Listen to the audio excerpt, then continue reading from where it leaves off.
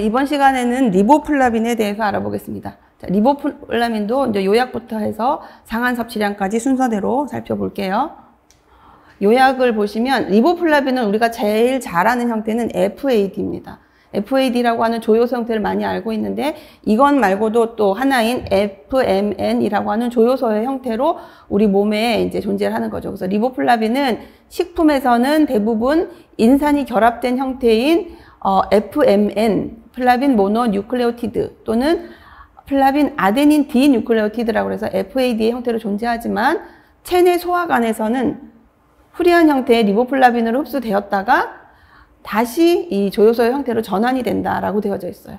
그리고 이 조효소는 우리 몸에 굉장히 많은 곳에서 생리적인 작용에 조효소로 작용을 하는데 에너지 대사에 들어가고 또 세포 기능 또는 성장과 발달, 지질과 스테로이드 약물 대사, 또 여긴 나와져 있지 않지만 항산화 기능에서도 그 리보플라빈은 굉장히 중요한 조효소로 역할을 한다. 결핍이 되면 구순 구강염, 또 설염, 빈혈, 지루성 피부염 같은 것들이 있고 또 유아 아이들의 같은 경우는 햇빛에 대한 광에 대해서 굉장히 민감해지는 그런 이제 증상도 있습니다. 그리고 이것도 계산하는 과정에서 2015년에 비해서 체위랑 또 에너지 필요 추정량이 바뀌었기 때문에 수치가 조금 변경되었다라고 미리 얘기하고 있죠. 분석 틀은 식품이나 보충제로 먹게 되고 노출되는 것은 소변에서 나오는 리보플라빈의 양, 또 그 다음에 혈중에 있는 리보플라빈, 혈중에 있는 FAD, FMN이라고 하는 조효소의 농도도 있지만 가장 대표적으로 알 수 있는 기능적인 그 역할을 한다고 볼 수 있는 적혈구에서의 글루타치온 환원 효소, 이게 이제 항산화와 관련된 역할을 하는 효소인데 이 효소의 활성도를 보고 비타민 B2의 영양 상태를 우리가 판정한다라는 겁니다. 그래서 이걸 통해서 볼 텐데 문제가 있었을 적에는 호모시스테인의 농도가 높아진다든지 아니면 지질 과산물이 많아진다라든지 미토콘드리아의 기능에 문제가 있다라든지 또 젖산이나 피루부산의 농도의 변화가 있다, 이런 것들을 보고 그걸로 인해서 우리가 건강적인 문제가 나타나는 것들은 뒤쪽에 있는데 여기는 보면 선이 약간 점선이에요. 그것은 그런 것들에 대한 자료도 있지만 그렇지 않다는 것도 있기 때문에요. 근거 자료 부족이라고 부연 설명을 하고 있습니다. 그래서 이런 리보플라빈에 대한 대략적인 내용을 보고 지표는 리보플라빈은 식사나 보충제로 많이 먹는다고 얘기를 했어요. 그리고 소장에서 만약에 흡수되지 못한 리보플라빈이 있다면 우리 장에서 살고 있는 그 작용해서 대장에서 흡수되어서 다시 리보플라빈의 풀로, 우리 몸속에 있는 풀로 들어갈 수도 있다. 섭취 수준은 적혈구에 있는 리보플라빈, 앞에 우리가 봤던 표를 설명하죠. FAD, FMN의 농도, 또 가장 많이 쓰이는 적혈구의 글루타치온 리덕타제, 한원 효소의 활성도를 가지고 우리가 볼 수가 있으며 또는 이제 소변 속에 있는 리보플라빈의 농도를 통해서 결핍에 대한 것들을 우리가 측정할 수가 있다. 만약에 부족해졌을 경우에는 그 표에서 설명하듯이 젖산이나 피루부산의 농도가 변할 것이다. 그리고 혈중에 호모시스테인이 증가할 거다. 호모시스테인은 그 고혈압, 혈관에 있어서 그 이제 여러 가지 혈관 질환의 위험 인자죠. 이 호모시스테인이 혈중에 높다라고 하는 것이 그 동맥경화가 걸렸다가 아니라 동맥경화에 대한 위험이 높은 그런 지수로 보는 거예요. 그래서 안 좋게 보는데 방금 우리가 하고 있는 건 리보플라빈이죠. 리보플라빈이 부족하면 혈중에 호모시스테인이 농도가 올라가더라라는 것. 그 다음에 항산화 기능이 떨어지기도 하더라. 그걸로 인해서 고혈압이나 심혈관계 질환, 백내장, 황반 변성, 암 등의 위험이 나타난다. 그래서 리보플라빈도 충분히 적절히 섭취할 필요가 있다.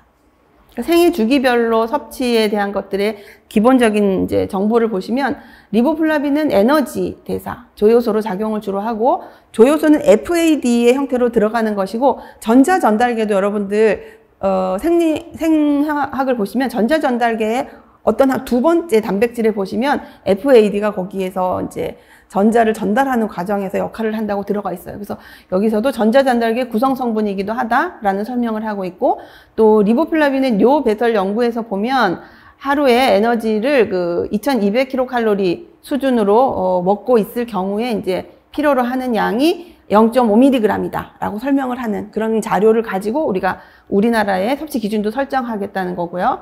권장 섭취량은 변이계수 10%를 쓰겠다. 영아의 경우 모유에 있는 것 0.78리터죠. 리보플라빈의 함량이 0.35여서 0.3mg으로 설정을 했고 계산식 보시면 되고요. 영아 후기는 충분한 자료가 없어서 영아 전기 자료를 가져다가 대사 체중으로 외삽한 방법을 썼다라고 보시면 돼서 0.3, 0.4가 잡혔습니다. 성장기 경우는 똑같이 또 성장 개수가 고려가 돼서 계산이 됩니다. 그리고 그 성장기에는 리보플라빈의 평균 필요량 설정을 위한 근거가 충분하지 않아요. 그래서 성장기에 있는 것들은 성인의 평균 섭취량을 가져다가 체중 대비 플러스 그 다음에 성장 개수 플러스 시켜서 고려하더라. 1에서 5세는 성별 구분이 없다라고 설명하고 있습니다. 자, 그래서 여기서도 계산을 보시면 1.3이 남자 성인의 필요로 하는 평균 필요량이고 1이 여성이에요. 그래서 관여하는 것들을 다 넣어서 대사 체중비로 계산을 했죠. 0.75승을 했고 또 마찬가지로 이 괄호 속에 있는 것은 여기에 있는 성장 개수를 다 여기다 고려를 해서 추가적으로 계산 속에 넣었습니다. 그렇게 해서 만들었고 그 다음에 옆에 있는 이 부분은 10%의 변이 개수를 고려해서 권장 섭취량으로 계산을 했다라고 보시면 되는 겁니다. 자, 성인기는 볼게요. 그럼 성인기가 모든 연령대의 기준이니까 어떻게 설정했는지 봐야 되죠. 19세에서 29세 성인의 평균 필요량은 소변에서 배설되는 것을 기초로 설정되었습니다. 그리고 이렇게 설정된 것을 다른 생애, 다른 연령대에서 가져다가 다 기준을 삼아서 계산을 했습니다. 라고 했습니다. 그래서 여기서 이제 그 실험이나 연구가 어디서 이루어졌는가, 미국과 일본에서 연구했던 연구를 봤더니 일정 수준의 리보플라빈의 소변 배설량이 유지되기 위해서는 성인 남자의 경우 1 정도 먹으면 좋겠다라는 연구 결과가 있다는 거죠. 그래서 우리나라도 매우 소수이긴 하지만 그런 연구들이 있었습니다. 그래서 이것을 같이 감안을 해서 우리나라 거를 설정을 했고 변이 개수 10%로 했습니다. 라는 설명을 했습니다.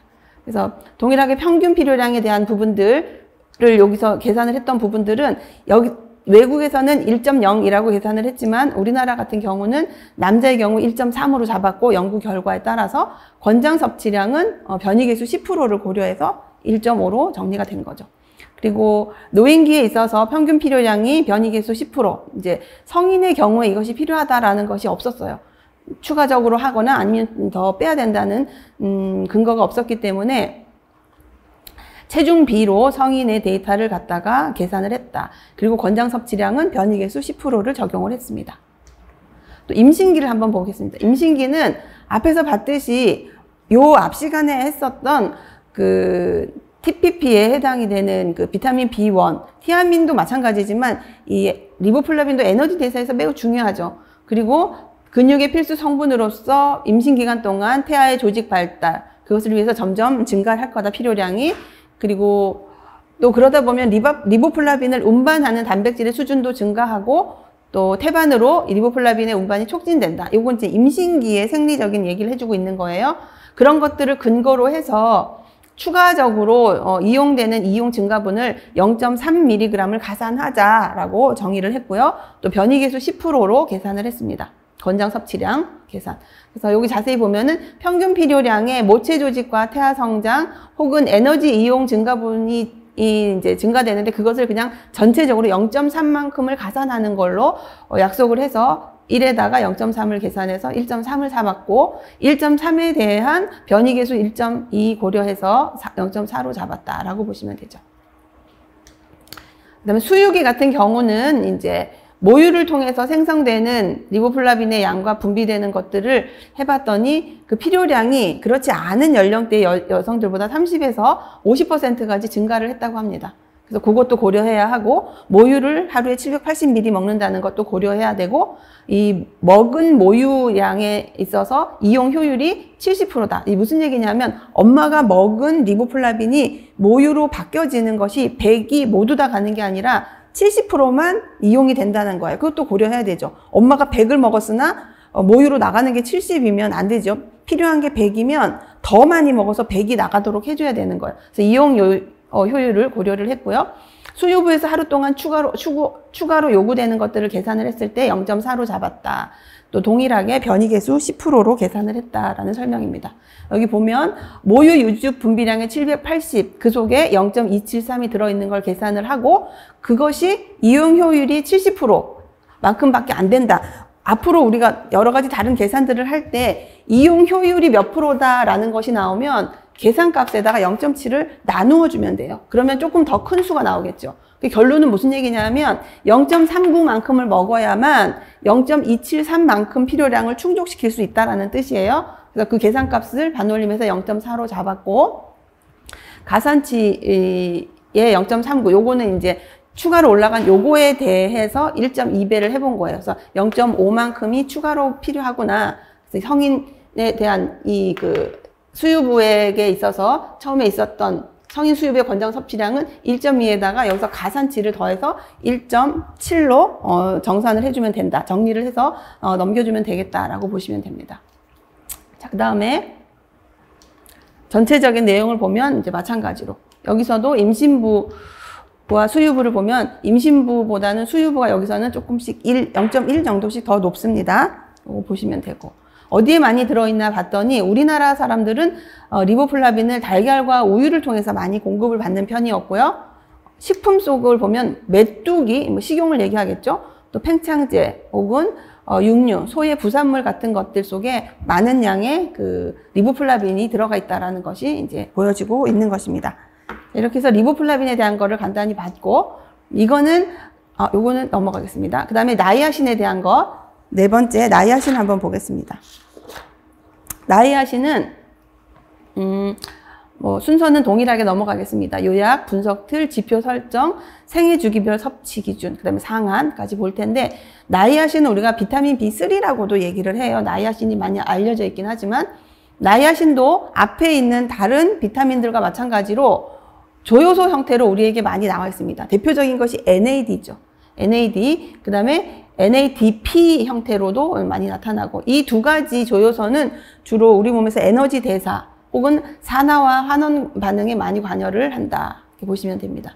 그래서 이 나이아신이 만약에 결핍이 되면 펠라그라라고 하는 그런 이제 결핍증이 나타나는데, 이 펠라그라는 피부염, 소화기계 장애, 신경계 쪽의 장애, 그 다음에 사망에 이를 수가 있습니다. 여기 이제 신경계에 해당하는 것은 약간 치매 같다라고 보시면 되고, 피부염에 대한 부분이 있고, 그 다음에 또 이제 계속해서 치료하지 않고 지속적으로 결핍증이 나타나게 된다면 사망에 이를 수 있다라는 이제 증상을 우리가 볼 수가 있습니다. 또 식품으로 섭취한 나이아신을 많이 먹는 건 문제가 없어요. 근데 보충제나 강화식품 또는 약물을 통해서 먹게 되면 여러 가지 부작용이 나타나는데, 이런 것은 메스꺼움, 구토, 간 독성, 혈관 확장으로 인한 홍조가 나타난다라는 거죠. 얼굴이 빨갛게 되는 거, 그런 것들을 이제 나중에 상한에 가면 독성 종말점으로 볼 예정입니다. 자, 분석틀은 식품을 통해서 섭취되는 걸로 우리가 나이아신을 먹을 것이고, 노출되는 것은 그 대사 과정에서 나오는 물질인 MNA라는 것이 뇨 속에 얼마나 있는지, 또 N-메틸2 피리딘 5 카르복시아마이드라고 하는 성분이 그 뇨에 얼마나 있는지, 또 동일한 것이 혈장에 얼마나 있는지를 우리가 감지할 수가 있고, 그걸 통해서 적혈구에 있는 NAD의 양, 또는 혈액 속에 있는 이 NAD와 NADP의 B, 또 나이아신 인덱스라고 하는 적혈구 속에 있는 것들을 통해서 알게 되는데, 이 수치에 문제가 생기면 아까 얘기했던 펠라그라, 치매, 신경계 장애, 소화관의 장애, 그다음에 잘못하면 사망까지 이르는 증상이 나타날 수 있다. 그 지표를 보시면 나이아신은 식품에 들어있는 것도 있지만, 특이하게 이 비타민은 아미노산을 근거로 체내에서 합성이 돼요. 60대 1로 트립토판으로부터 나이아신이 합성이 되기도 합니다. 그래서 우리 몸에 들어있는 나이아신의 양을 어떻게 하기로 했냐면, 나이아신 당량이라고 하는 N이라고 표시하는데, 이거는 나이아신과 전구체인 트립토판의 함량을 합해서 나타낸 표다라고 이해를 하시면 돼요. 자, 나이아신의 필요량을 추정할 수 있는 지표는 아까 우리가 표에서 봤듯이 소변으로 배설되는 대사물질, 그 다음에 또 다른 대사물질이라고 하는데 N1-메틸2 피리딘 5 카르복사마이드라고 하는 것 배설량, 그다음에 동일한 것으로서 혈중에 있는 것들, 그리고 트립토판의 농도, 또 적혈구에는 NAD의 농도 같은 것들을 통해서 나이아신의 필요량을 추정할 수가 있고, 가장 대표적인 것은 소변 속에 나오는 아까 얘기했던 MNA의 배설량이에요. 이것이 훨씬 더 정확하게 나이아신의 영양 상태를 잘 판정하는 지표다라고 보시면 되고, 부족해지면 문제에 대한 것들을 우리가 쭉 봤죠. 염증, 피부병도 나타날 수가 있고, 변비, 설사도 있을 수가 있죠. 그래서 우리가 펠라그라 얘기를 하면 설사가 있고, 피부병이 있고, 그 다음에 치매가 있고, 사망이 있다. 그래서 4D라고 얘기를 하는데, 그것들을 풀어서 설명해주고 있는 겁니다. 생애 주기별로 섭취 기준은 하나씩 보시면, 일단 앞에서 설명했듯이 결핍증에 대해서는 여러 가지 소변에서 나오는 양, 농도 같은 것들을 볼 거고, 또 펠라그라가 나타나는지 또 볼 수가 있습니다. 그리고 펠라그라와 나이아신 대사물이 소변 배설량이 얼마나 나오는지를 이제 체크하는 것이 가장 좋은 지표다라고 볼 수가 있고요. 결핍이 될 경우 펠라그라는 말기에 나타납니다. 결핍이 되면 조금씩 이런 농도에 대한 것, 소변으로 배설되는 양의 변화가 있다가 몸으로 나타나는 임상적인 펠라그라는 제일 마지막에 나타난다라는 거죠. 그래서 우리는 결핍증을 정할 때 어떤 기준으로 했는가?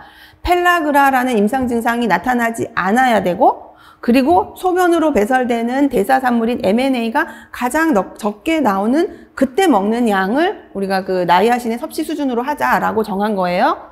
그랬을 때 영아 전기는 여전히 모유 섭취량 속에 들어있는 나이아신의 함량을 계산을 했어요. 계산을 했더니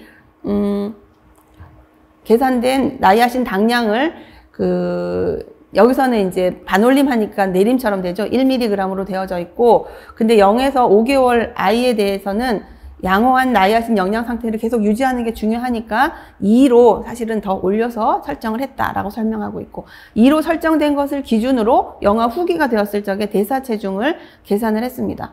그래서 계산값이 3이지만 위에 전기와 마찬가지로 조금씩 더 상향 조정을 했습니다. 여기 보면 0.8에 해당하는 것을 전기에 모유 섭취량으로 계산을 했으나 1.4가 나왔다. 근데 그대로 쓰지 않고 2로 상향시켰고, 영아 후기도 전기를 이용해서 체중 비로 계산을 해서 2.34가 나왔는데 그대로 두지 않고 조금 상향 조정해서 3으로 설정했다라고 설명하고 있는 겁니다.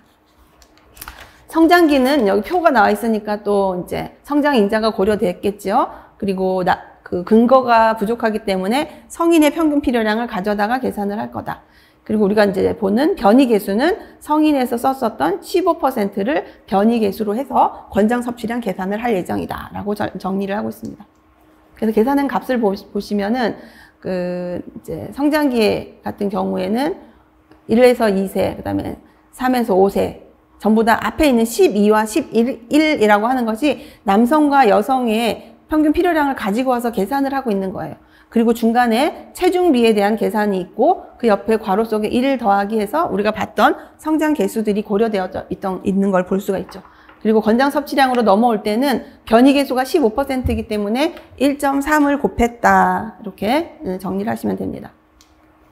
자, 성인기는 이제 성인기가 기준이에요. 그게 만들어져서 다른 연령대의 기초로 쓰였으니까 이걸 어떻게 만들었는지 보신다면, 앞에도 잠깐 설명을 했지만 우리나라에 대한 연구는 미비합니다. 그래서 미국에서 연구한 연구 결과를 가지고 와서 참고를 했는데, 거기에서 조건을 내걸기를 최소한 펠라그라에 해당되는 증상이 안 나타나면서 소변으로 MNA가 가장 조금 나올 때 먹는 양으로 하자. 그래서 계산했더니 1mg/day가 나온 거죠. 그래서 이걸 기준으로 설정을 했다라고 보시면 되고, 변이계수 15%로 했습니다. 그래서 계산한 값이 남자는 12이고 여자는 11, 그리고 이 15%를 고려해서 16mg으로 다 설정이 되어 있고, 여자는 13mg입니다. 노인기는 성인기의 것을 체중 비율로 계산을 했어요. 그랬더니 남자 노인기 65에서 74세는 10, 75세는 11, 75세 이상 10, 여자는 65세에서 74세 10, 75세 이상 9로 나타났고, 권장 섭취량은 변이계수 15% 고려했구나, 적용했구나 라는 걸 볼 수가 있습니다. 자, 임신기는 나이아신의 평균 필요량의 부가량이 얼마나 필요한가라고 봤을 때 모체 조직과 태아 성장에 필요한 양, 그 다음에 에너지 이용이 증가되는 이용분을 고려했을 때 3mg 나이아신 당량으로 했습니다. 그만큼 설정을 했고, 또 권장 섭취량은 15%를 고려를 했다. 그래서 계산을 보면 비성인 여성은 11이었는데 거기다가 그 이용 증가라든지 임신으로 인해서 부가량을 3으로 잡았기 때문에 14로 잡았고요. 또 가산치는 부가량에 대해서 1.3, 그러니까 15%를 감안을 했더니 4가 된 거죠. 그래서 4에 해당하는 것을 더했을 때 18mg이 이 평균 필요량으로 설정됐다라고 보시면 돼요. 수육이 방금 얘기했다시피 이제 비슷하게 모유로 분비되는 나이아신의 양이 1.4로 나타났고, 모유 생산으로 사용되는 에너지 양이 1 정도로 고려됐기 때문에 둘을 합한 2.4를 가산을 더했고요. 그래서 성인 여성에게 필요한 가산량은 13.4인데 반올림해서 13으로 잡았다. 또 권장 섭취량은 변이계수 15%를 잡았다. 이렇게 보시면 됩니다. 그래서 보면 성인 평균이 11이고 모유로 분비되는 것 1.4이고 모유 생산을 위해서 필요되는 것 1이다. 그걸 다 더했더니 13으로 됐고, 성인 여성 평균이 11인 거에 비해서 이만큼이 증가한 값이다. 그 다음에 가산치 15% 고려했더니 17mg이 설정이 됐다라고 보시면 됩니다. 그 다음에 나이아신은 상한 섭취량이 설정되어져 있는 영양소예요. 그래서 나이아신은 우리가 아까 봤었던 홍조 이런 것들도 다 있죠. 그죠? 그리고 몸에서 일어나는 건강적인 문제들도 쭉 나타나 있는데, 특징은 나이아신은 그 노출 지표를 보면 니코틴산과 니코틴 아마이드의 농도 이렇게 나 있어요. 그래서 결국은 이 나이아신의 상한 섭취량은 니코틴으로 만들어진 지표와 니코틴 아마이드로 만들어진 지표, 그래서 두 가지가 설정되어져 있는 그런 이제 영양소다라고 보시면 됩니다. 그래서 일단 나이아신에 대한 상한 섭취량을 고려하기 위해서 배경으로 되는 이론을 본다면, 자연식품으로 섭취하면 과잉에 대한 것은 나타나지 않습니다. 근데 만약에 내가 이상 지질 혈증이에요. 그래서 지방이 이제 높은 형태로 처방을 받는데 그 처방 약 속에 니코틴산이 포함이 되어져 있어서 그걸 계속 매일 먹다 보니 병은 치료되고 관리가 되는데 나이아신을 너무 많이 먹게 된 거죠. 니코틴을. 그렇게 됐을 경우에 유해작용이 나타날 수 있다라고 설명하고 있는 겁니다. 그래서 과량의 니코틴을 장기간 섭취하게 되면 나타날 수 있는 것이 간독성이라고 얘기를 하고 있어요. 그래서 간독성을 통해서 나타날 수가 있고, 이것 이외에도 피부염, 가려움증, 구토, 위장장애, 당내성 손상, 저혈압 등 문제가 있습니다.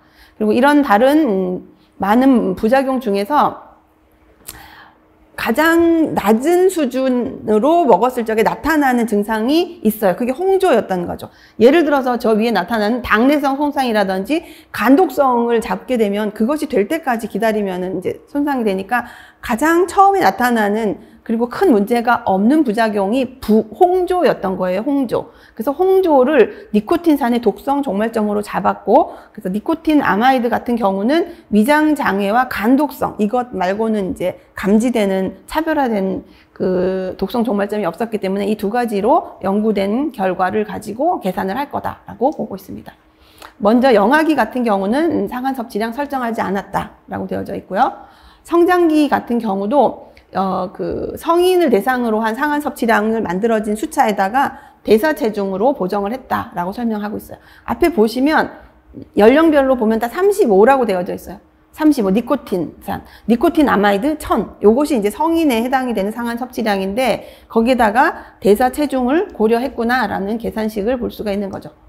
성인기에는 앞에서 설명했듯이 니코틴산의 상한 섭취량은 독성 종말점을 홍조, 얼굴이 빨갛게 되는 홍조로 설정하여서 이것이 나타나게 되는 최저 유해 용량, 우리가 최저 유해 용량 말고 최대 무해 용량도 있는데 니코틴산은 홍조가 나타났기 때문에 최저 유해 용량 50mg으로 이제 정하고 그걸 통해서 불확실 계수 1.5를 설정했어요. 정한 다음에 계산을 했다. 그래서 50 나누기 1.5를 하니 35mg 나이아신 당량이 나오더라. 그래서 니코틴산의 상한 섭취량은 이렇게 계산을 했고, 니코틴 아마이드는 앞에서 우리가 간독성이라든지 뭐 소화기계 문제가 있었죠. 그것은 최대 무해 용량을 구할 수가 있었습니다. 그래서 25에 몸무게당 25예요. 기준이 다른데 여기서 보시면 이거는 그냥 그 나이아신 당량으로 50으로 이렇게 하루에 이만큼의 양이었는데 니코틴 아마이드는 몸무게당으로 돼 있어요. 킬로그램당 나이아신 당량이기 때문에 여기에는